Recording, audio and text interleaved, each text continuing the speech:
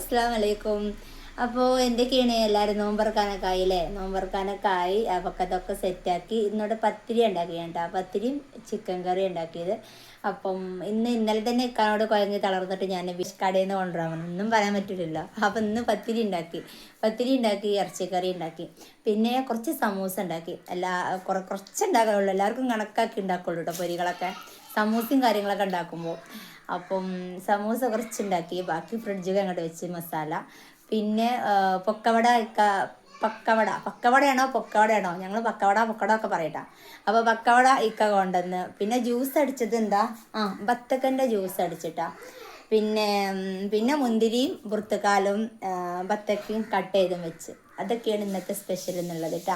അപ്പോൾ നോമ്പറക്കാനായി മക്കളൊക്കെ ഇതാ റെഡി ആയിക്കൊണ്ട് നിൽക്കണം. എല്ലാവരും കുളിയൊക്കെ കഴിഞ്ഞ് സ്കൂളിട്ട് വന്ന് എല്ലാവരും കഴിച്ചാൻ പോകട്ടെ, പന്ത് കളിച്ചാൻ പോകും. നോമ്പ് പറ്റാലും കുഴങ്ങി തളർന്ന് വന്നതേക്കാലം എന്നാലും പന്ത് കളിച്ചാൻ മണ്ടും. അങ്ങനെ പന്തളിയൊക്കെ കഴിഞ്ഞ് വന്ന് കുളിയൊക്കെ കഴിഞ്ഞ് ഇങ്ങനെ കുത്തിരിക്കണം അവിടെ. ഇപ്പോൾ എല്ലാവരും അടുക്കളയ്ക്കൊക്കെ വരാനായിട്ടാ. കടയത്തെ പൊക്കവട എനിക്ക് ഭയങ്കര ഇഷ്ടമാണ്. ഞാൻ എപ്പോഴും തിന്നണേ കടയത്തെ ഈ പൊക്കവട മാത്രമേ തിന്നുള്ളൂ. എനിക്ക് ഭയങ്കര ഇഷ്ടമുള്ള സംഭവമാണ് കേട്ടോ. പിന്നെ ഇതാ സമൂസ പെട്ടെന്ന് ചെറുത് രണ്ടെണ്ണം ആകെ കരിഞ്ഞിട്ടാ. പത്തിരി ചെറുതായിട്ടൊന്നും ഇങ്ങോട്ട് കരിഞ്ഞ്. പിന്നെ കുഴപ്പമൊന്നുമില്ല, ചെറുത് ഒന്ന് മാത്രമേ കരിഞ്ഞിട്ടുള്ളൂ. അത് പത്തിരി ചുടലും സമൂസയും രണ്ടും വേറെ വേറെ അടുപ്പത്തേന്ന്. അവിടെ ആ സൈഡിലും ഈ സൈഡിലായിട്ട് വിടും. അപ്പോൾ പിന്നെ ഇവിടെ ചുടനടിയിൽ കൂടെ അങ്ങോട്ട് വണ്ടിയപ്പോത്തിന് ചെറുതായിട്ടൊന്ന് കരിഞ്ഞ്.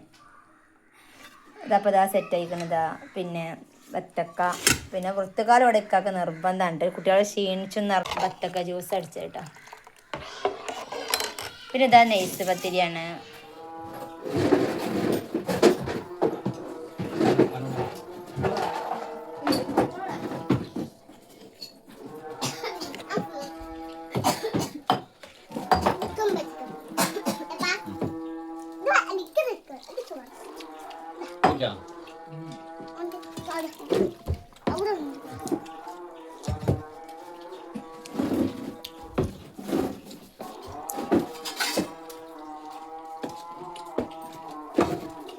അങ്ങനെ അൽഹംദുലില്ലാ 13ാമത്തെ നോമ്പുതുറയും കഴിഞ്ഞിട്ടാ.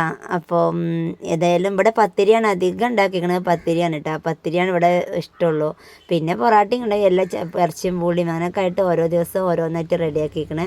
അപ്പോൾ ഇന്നത്തെ വീഡിയോ ഇത്രയേ ഉള്ളൂ. വീഡിയോ ഇഷ്ടമായാൽ ലൈക്ക് കൊടുക്കുക, ഷെയർ കൊടുക്കുക, സപ്പോർട്ടാക്കുക.